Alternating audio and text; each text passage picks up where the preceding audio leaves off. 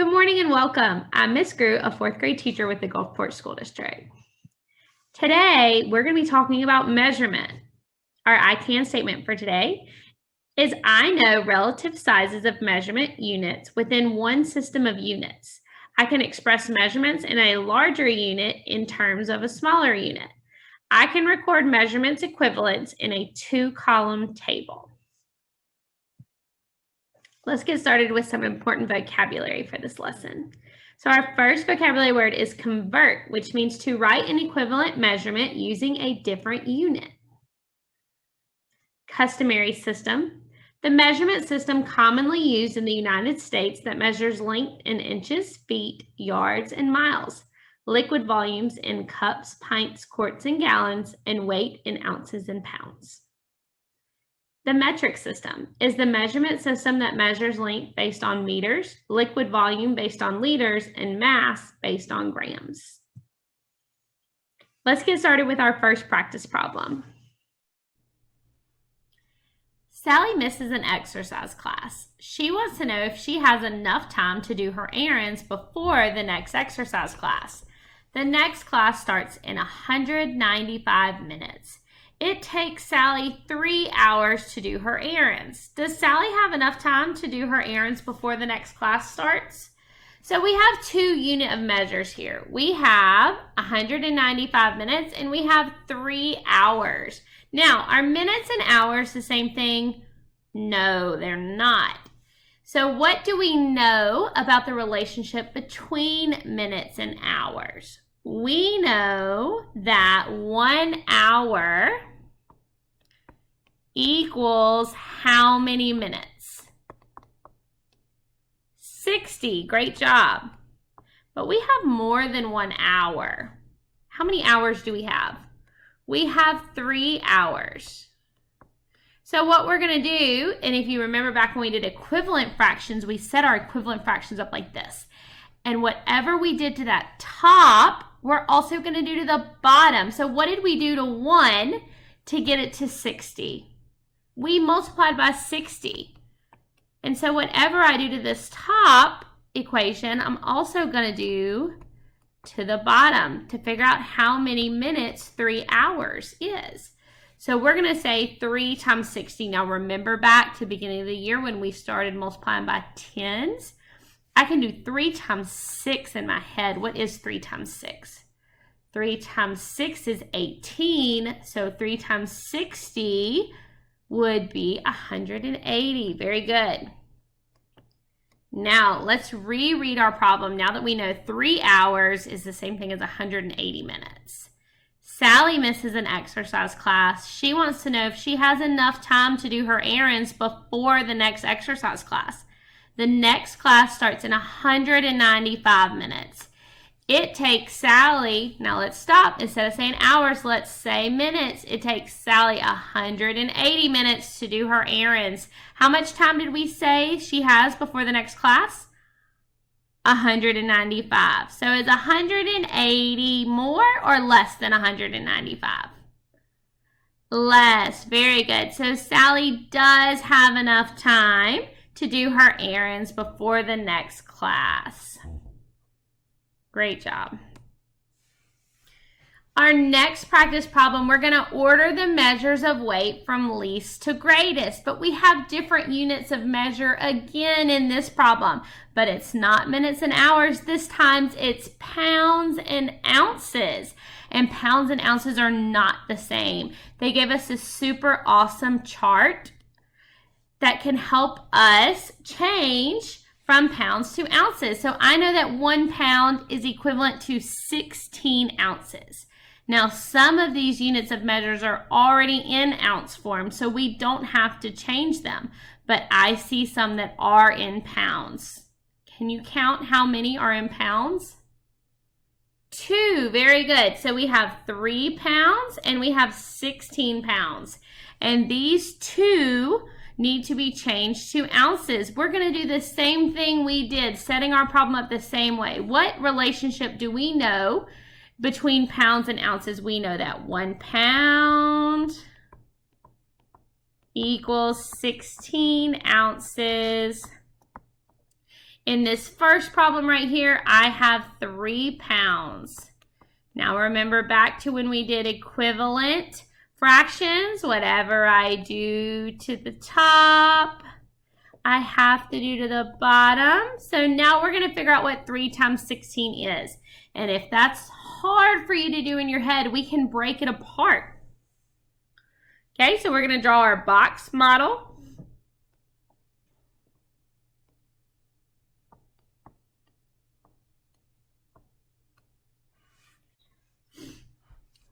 Three, 2, 1.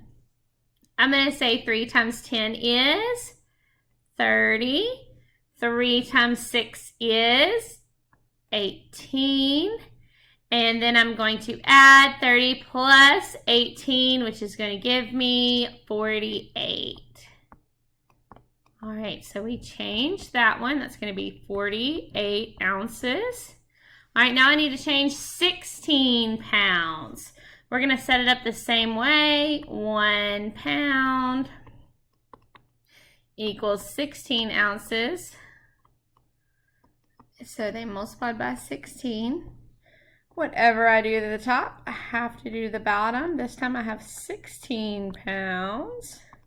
So I'm going to multiply 16 times 16. We're going to do the same thing. We're going to set up our box method like we learned at the beginning of the year with multiplication.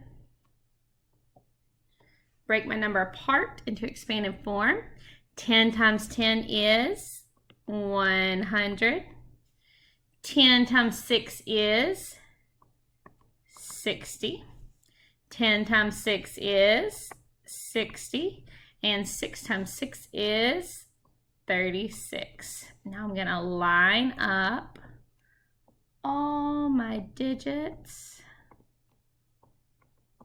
and then add them up. 6. 6 plus 6 is 12. 12 plus 3 is 15. So 256 ounces. All right, so now I have converted everything that I needed to convert to ounces.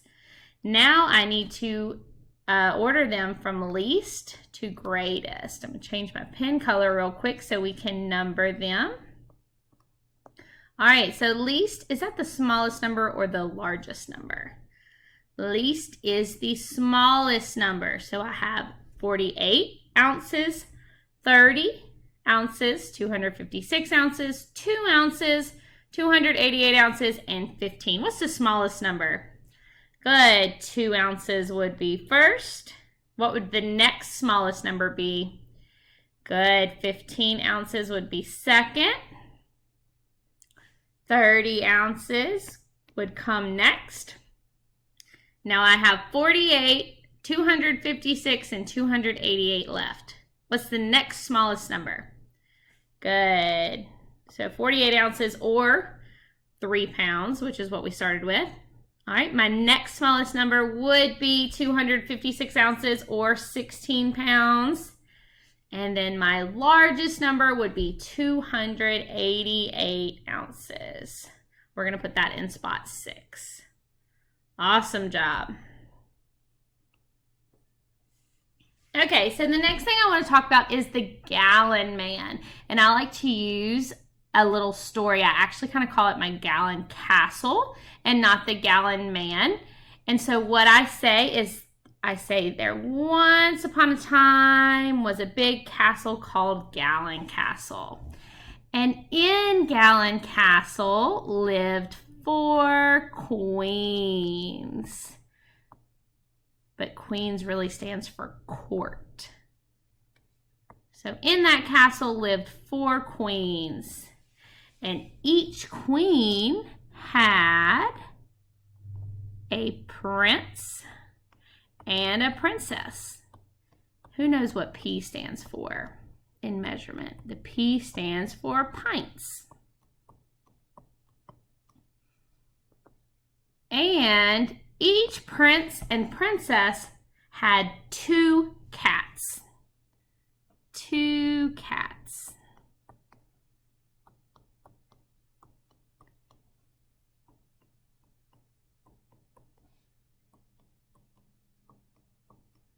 All right, so I'm going to say it again.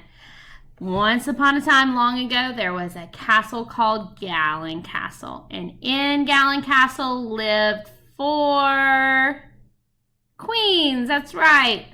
And each queen had a prince and a princess. Very good. And each prince and princess had how many cats? 2 cats. That's right. And so this is going to help us on our next problem. So really, I just want you to practice being able to draw your Gallon Castle with all the people and the pets inside. We're going to move on to the next question so we can apply that Gallon Castle. All right, the first question is how many quarts? So let's look at that Q. What did we say the Q was? The Q stood for queens are in 3 gallons. All right, so let's draw 3 Gallon Castles. And in each castle, how many queens lived there?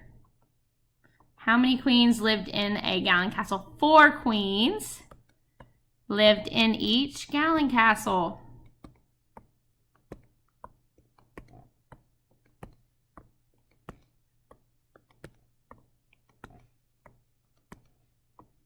All right, so I have 3 gallons, and I need to figure out how many quarts are in all 3. So let's count our Q's.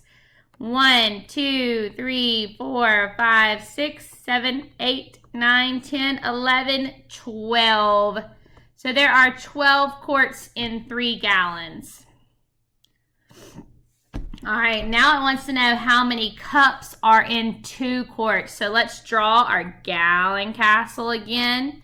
And in our Gallon Castle lived 4 queens. And each queen had a prince and a princess. And each prince and princess had 2 cats.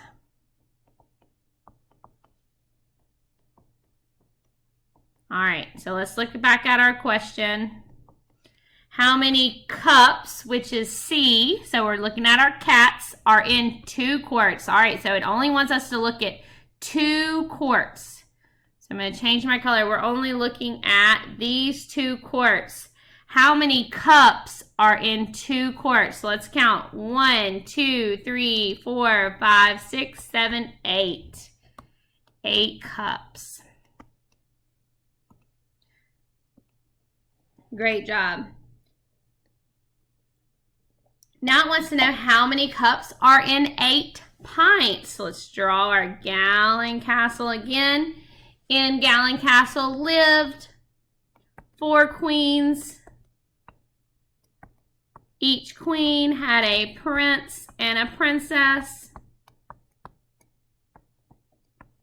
And each prince and princess had 2 cats. All right, but this time it's not asking about quarts or queens. It's asking about pints. And the letter P is our prince and princess. So it wants 8 P's. So let's circle 8 of these P's in another color. So 1, 2, 3, 4, 5, 6, 7, 8. That's all of them. So all of our P's, we want to figure out how many cups there are. Let's count. 1, 2, 3, 4, 5, 6, 7, 8, 9, 10, 11, 12, 13, 14, 15, 16. 16 cups in 8 pints. All right. So we are done with our Gallon Castle. We're now going to talk about centimeters and meters. How many centimeters are in different numbers of meters? Complete the table. All right, so what do we know about meters and centimeters? What do we know about meters and centimeters? Let's look at the root word of, or the prefix of centimeters. What do we know about centi? Who's ever heard of a century or a cent? How many cents are in $1? 100. And you know how many years are in a century? 100. So, How many centimeters do we think are in 1 meter? 100. Very good. So if I have 1 meter equals 100 centimeters, 2 meters is going to equal 200 centimeters. All right, do we see our pattern now? So 3 meters would be 300 centimeters. 5 meters would be 500 centimeters. And 8 meters would be 800 centimeters. Great job. Let's recap on our I can statement for today. I can know relative sizes of measurement units within one system of units. I can express measurements in a larger unit in terms of a smaller unit. I can record measurement equivalents in a 2-column table. You did such a great job today. See you next time.